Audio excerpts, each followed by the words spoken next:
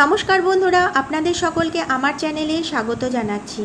বন্ধুরা, আজকে আমি আপনাদেরকে দেখাচ্ছি আমার ব্যালকনির সিম গাছগুলো। এই সিম গাছগুলোকে কিন্তু আমি 2 সপ্তাহ আগেই এই বাস্কেটটাতে লাগিয়েছিলাম। এর মধ্যেই দেখুন গাছগুলো কত বড় হয়েছে এবং সুস্থভাবে কিন্তু গাছগুলো বেড়ে উঠেছে আর প্রচুর বড় হয়েছে এবং গাছে কোনো রকম কিন্তু এখন পর্যন্ত কোনো প্রবলেম নেই। যেহেতু এখন গাছগুলো অনেক বড় গ্রোথ হয়েছে, কিন্তু সেহেতু এখন গাছের একটু খাবারের প্রয়োজন। কিন্তু দেখুন মাটিটা একদম ভেজা। এখানে বেশ কিছুদিন ধরে বৃষ্টি হওয়ার জন্য গাছের গোড়ার মাটিটা একদম ভেজা হয়ে রয়েছে। আর এই অবস্থায় কিন্তু খাবার দিলে গাছের খুব ক্ষতি হবে। তো বন্ধুরা, আমাদেরকে এমন একটি খাবার দিতে হবে যেটা আমরা ভেজা মাটিতেও দিতে পারবো, কিন্তু গাছেরও কোনো ক্ষতিও হবে না। সেই রকমই একটি খাবার কিন্তু আজকে আমি গাছে দিয়ে থাকবো। আর আমার গাছটা দেখুন কত সুন্দরভাবে বড় হয়েছে এবং প্রচুর বড় হয়ে গেছে। তো এখন যদি আমি একটা ছোট্ট মাচা এদেরকে করে দিয়ে থাকি, তাহলে কিন্তু গাছগুলো আরও সুস্থভাবে আরও তাড়াতাড়ি বড় হতে পারবে। আর এই গাছের গোড়ায় যাতে কোনো রকম পোকামাকড় না হয়, সেই জন্য আমি আজকে একটি ফাঙ্গিসাইড ব্যবহার করে থাকব।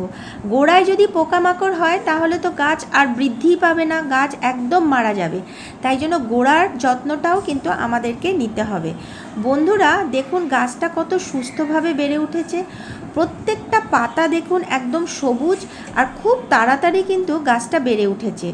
মাটিটা ভেজা, সেই জন্য আমি আজকে সেরকম কোনো খাবার দিতে পারছি না, কিন্তু যে খাবারটা দেব সেটা কিন্তু ভেজা মাটিতে আপনারা অল্প করে দিতে পারেন, বেশি না, খুব সামান্য করে কিন্তু গাছের পক্ষে দিলে কোনো রকম ক্ষতি হবে না।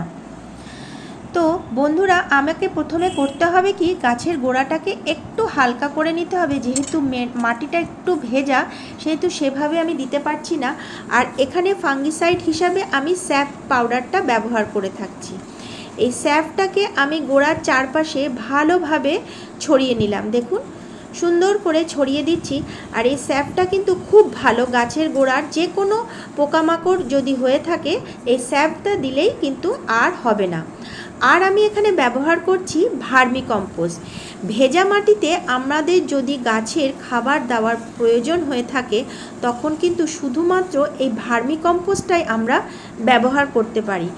অন্য কোনো কিন্তু খাবার এখন দেওয়া চলবে না যতক্ষণ না গাছের গোড়ার মাটিটা শুকোচ্ছে।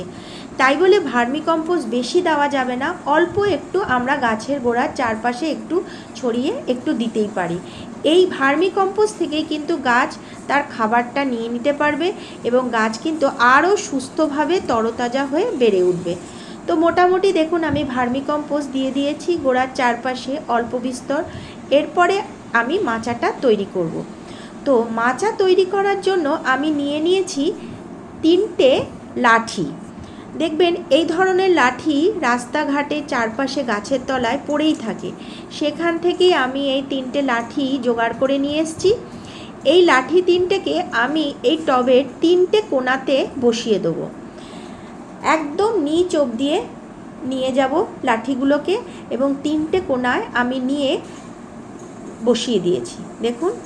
এবং গাছের যে লতাগুলো রয়েছে, এবার আমি প্রত্যেকটা লাঠির সাথে আমি এগুলোকে জড়িয়ে দিচ্ছি। এবার যত গাছ বড় হবে আমি লতাগুলো কি করব, এই লাঠি 3টের মধ্যেই আমি ওই লতাগুলোকে ঘুরিয়ে দেবো। এর ফলে কি হবে, গাছ খুব সুস্থভাবে তাড়াতাড়ি বড় হবে এবং গাছের কোনো রকম কিন্তু প্রবলেম হবে না। বন্ধুরা, আপনাদের যদি আমার এই ভিডিওটা ভালো লেগে থাকে তাহলে অবশ্যই কিন্তু একটি লাইক, সাবস্ক্রাইব ও শেয়ার করে দেবেন এবং কমেন্ট বক্সে অবশ্যই লিখবেন কেমন লাগলো। দেখুন আমার মাচা মোটামুটি ভালোই তৈরি হয়ে গেছে। ছোট্ট টবে ছোট্ট একটি মাচা কত সুন্দর লাগছে দেখতে। এইভাবেই কিন্তু আমরা সবাই ছোট্ট একটা টবে ব্যালকনিতে সুন্দরভাবে সিমের মাচা তৈরি করতে পারি। দেখুন মোটামুটি আমার মাচাটা তৈরি হয়ে গেল এবং সমস্ত লতাগুলোও কিন্তু এই সিমের ডান্ডারগুলোর ভেতরে আমি চারপাশে ভালোভাবে জড়িয়ে দিয়েছি। দেখুন কত সুন্দর লাগছে দেখতে।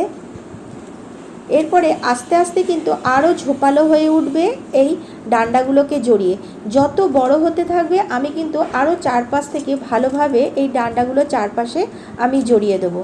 দেখুন কত সুন্দর লাগছে দেখতে।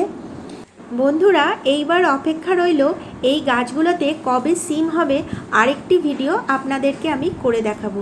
তো আজকের ভিডিওটা এখানেই শেষ করছি। অনেক ধন্যবাদ।